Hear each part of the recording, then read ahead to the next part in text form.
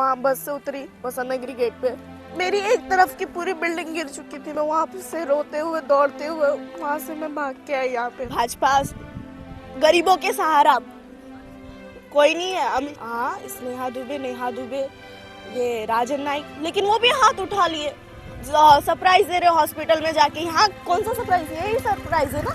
भाजपा सबको फ्री में रूम दिया जा रहा है। हमारे खुद के पैसे से लिया हुआ छत हमारा उजाड़ा गया है। बचपन से रही हो यार, मतलब ऐसा था, मतलब बचपन से रहकर भी ऐसा हो रहा है कि मतलब हमारे हक की चीज हमें से ही छीन जा रहे हैं। क्यों? सालों का साल पैसा लेते हो लोग, टैक्स भरते हम लोग, उसको टैक्स बोलते हैं, कर बोलते हैं उसको। और उन लोग ने मालूम है आपको ताकि हमें जब तक नहीं मिल रहा है रूम तब तक हम यहीं रहेंगे, खुले आसमान के नीचे रहे, कुछ भी हो जाए। नमस्कार, मैं सचिन दीक्षित। इस वक्त मैं खड़ा हूं उस इमारत के ठीक सामने जहां पर आज तोड़क कार्रवाई हुई। कोर्ट के आदेश के बाद ये तोड़क कार्रवाई के बाद में रात का समय है। आप देख सकते हैं यहाँ पर सामान लेकर छत चली गई है। इसी खुले आसमान के नीचे, छत के नीचे ये अपना सामान जो एक समय कमरे में सजोया जाता था, सजाया जाता था कि कहीं किचन है तो हॉल है, तो हर तरीके के सामान उस घर में रहते थे। और आज खुले आसमान के नीचे रहना पड़ रहा है जब इन्होंने अपनी गाढ़ी कमाई से घर लिया था। एक बच्ची हमारे साथ में उपस्थित है, आइए हम बात करते हैं। बेटा, क्या नाम है आपका? मेरा नाम गरिमा शिवसाई गुप्ता है। मैं 10वीं में पढ़ती हूँ। अच्छा, पढ़ाई करती हैं? हाँ। और कौन से क्लास? 10वीं में हो? हाँ। कौन सा स्कूल है? जीजे वर्तक वसई वेस्ट। अच्छा, क्या कहेंगी जिस तरह से रात बितानी पड़ रही है? उससे पहले ऐसे दिन कभी किसी के ना आए जो हमारे छत उतर रहे हैं, खास करके उनके जो पढ़ाई कर रहे हैं, जो अपने बिल्डिंग में जो सारे हैं, वो जो पढ़ाई कर रहे हैं, उनके दिन ऐसे कभी ना आए। क्योंकि जो बीत रही है अभी वो बीत रही है। और जो परीक्षा देना था, सुबह गई थी, वहाँ से देखा मैंने, मेरी स्कूल के बाद से मैं बस में देखी, मैं वहाँ पे थी, मेरे को लगा रुकी है, बुलडोजर वहाँ पे रुकी थी शायद, मैंने ध्यान नहीं दिया अच्छे से, रुकी है, मैं खुश हो गई। फिर देन क्षण भर की खुशी मेरी पलट गई जब मैं वहाँ बस से उतरी वसंत नगरी गेट पे। मेरी एक तरफ की पूरी बिल्डिंग गिर चुकी थी। मैं वहाँ से रोते हुए दौड़ते हुए वहाँ से मैं भाग के आई यहाँ पे। और फिर देखा पूरा तोड़ने वोड़ने लगे हैं। जैसे मेरी दिन चल रहा है, जैसे ये लोग बोल रहे डंपिंग ग्राउंड है, ये डंपिंग ग्राउंड नहीं है। ये सारे ऐसा है कि ये 10,000 करोड़ का जो है प्रोजेक्ट है। ये बोलते हैं ना, भाजपा गरीबों के सहारा कोई नहीं है। अमित शाह के लड़के ने ये जमीन लिया है। मैंने दो चार जाने से सुना, कंफर्म नहीं है बट सुना है। मतलब आपको लग रहा है कहीं ना कहीं आप लोग साथ साजिश की जा रही है? हाँ, की जा रही है। हालांकि ये कोर्ट का आदेश है, एसटीपी की जमीन बताई गई। अच्छा, ये आपको जो पहले चुनाव से पहले यहाँ कोई आया था आश्वासन देने के लिए कि बेटा आप लोगों को बचाया जाएगा, घर टूटेगा नहीं, ऐसा? हाँ, नेहा दुबे, ये राजन नाइक, लेकिन वो भी हाथ उठा लिए। सरप्राइज दे रहे हॉस्पिटल में जाके। यहाँ कौन सा सरप्राइज है? यही सरप्राइज है ना। हमारे खुद के घर तोड़े जा रहे हैं। भाजपा सबको फ्री में रूम दिया जा रहा है। भाजपा हाँ कि बाटला ये सब देती है। कहाँ हम लोग उज्ज्वला गैस है? हाँ, वो मिल रही है, हमें कहाँ मिल रहा है? हमारे खुद के पैसे से लिया हुआ छत हमारा उजाड़ा गया है। हम कहाँ जाएंगे? जब बना, समझो 1 हफ्ते में बना, सबसे कम 1 हफ्ते में पूरी बिल्डिंग उठ गए। एक हफ्ते बनी तब भी महानगर पालिका सोई थी क्या? 2009 3 जुलाई 2009 को ये महानगर पालिका हुआ। मेरे बैग पे अभी भी लिखा है। वो उस टाइम बना और ये नवंबर लास्ट स्टार्ट हुआ था। ये मेरे को किसी ने बताया। स्टार्ट हुआ? हाँ, आपकी जानकारी के? हाँ। तभी कहाँ थी वो?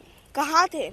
अभी आ रहे हैं 2025 में, 2024 में। अभी नवंबर 28 को भी तोड़क कार्रवाई हुआ था, सामने की बिल्डिंग ये सब गई थी वहाँ। मतलब ऐसा है कि सबको सरप्राइज दे रहे। नेहा दुबे जी भी आई थी, चद्दर वद्दर बांटा था, खाना ना, हमें खाना नहीं चाहिए, चद्दर नहीं चाहिए, हमारे छत दे दीजिए, हम खुद खुश रह जाएंगे। हमें चौल में भी दे दीजिए।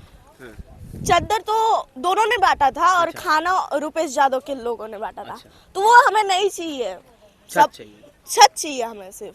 ऐसा चाहिए, सिर्फ छत चाहिए और तो अभी कुछ भी जिस नहीं तरह के हालात हैं, अब बिल्डिंग टूट चुकी है, वो अनधिकृत कह रहे हैं, तो अभी यहाँ बसे हो, कहीं और जाने का प्लान या इधर ही रुक के अपनी आगे चाहिए। यात्रा? यहीं रुकेंगे, कहाँ जाएंगे, हमारे इतने औकात नहीं है कि हम 12-12 हजार दे के सिक्कों में रह चुके हैं।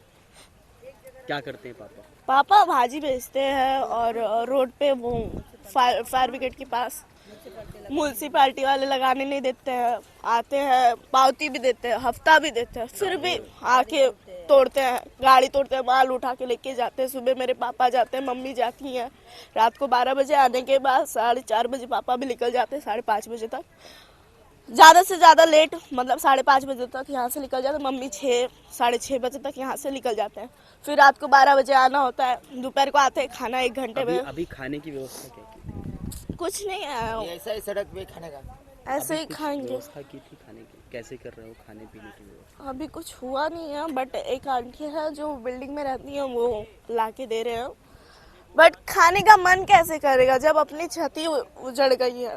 कितनी यादें थी इस घर के साथ? बचपन से रही हो यार, ये मतलब ऐसा था, मतलब बचपन से रहकर भी ऐसा हो रहा है कि मतलब हमारे हक की चीज हमें से ही छीन जा रहे हैं।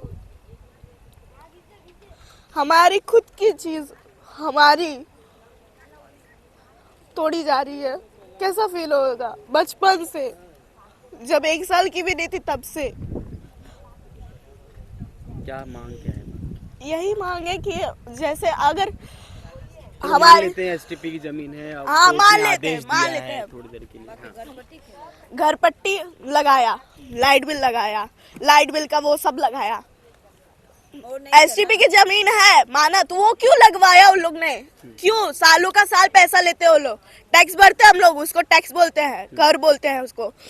उन लोग ने सालों का साल पैसा दिया और उन लोग ने, मालूम है आपको, ये जो जमीन खाली करवाने के लिए 30 करोड़ रुपए दिए हैं, मैंने ये सुना है, 30 करोड़, सुनी हुई बात है।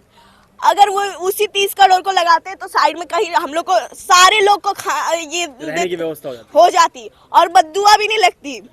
और उन लोग को कैसे निकल रही है? ऐसी निकल रही है कि टूट गए हम लोग, ऐसा हो कि एक दिन उन लोग का भी दिन आएगा, इससे बेकार बेहुदा दिन आएगा उन लोग का। आपकी माँ से बात, मैं इनकी मम्मी से बात करने का प्रयास करूंगा। आज आपने बहुत लड़ाई लड़ी, आज सुबह देखा जाए तो आपके साथ कई सारे पुलिस वाले आसपास सब, उस समय जब ये सब हो रहा था तो दिमाग में क्या चल रहा है?